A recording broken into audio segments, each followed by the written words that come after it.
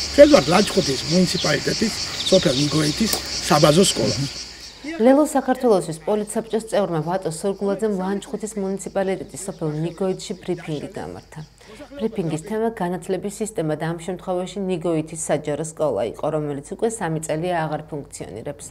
სურგულაძის თქმით, ახალი სკოლის შენობის მშენებლობა გასულ წელს არჩევნების წინ დაიწყო, თუმცა მხოლოდ საძირკველი გაითხარა და არჩევნების შემდეგ იქ აღარავინ გამოჩენილა.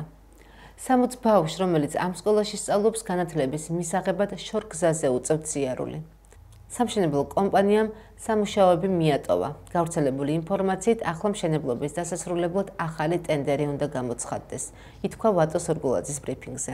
ეს არის საბაზო სკოლა, რომელიც 3 წლის წინ, 2 წლის ნახევრის წინ დაშალეს, მოსახლეობას დააპირდნენ, რომ ძალიან სწრაფად აშენდება და იმის შემდეგ არაფერი არ გაკეთებულა.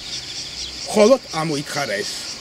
ამხელა დიდი ვითომ სკოლის საფუძველი და ამის შემდეგ არაფერი გაკეთებულა. შეხედეთ ირგვლივ რა ხდება. უსაფრთხოება არის სრულად დარღვეული.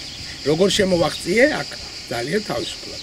შემოვედი უკანა მხრიდან და აქ შეიძლება ბავშვები შემოვიდნენ. და მე იქნება ვაიუშველებელი რატომ მოხდა ტრაგედია. თუმცა ავტომაგისტრალის მხრიდან ისე შემოღობილია, რომ გეგონება რომ ძალიან დიდი საქმე მიდის და საქმიანობა.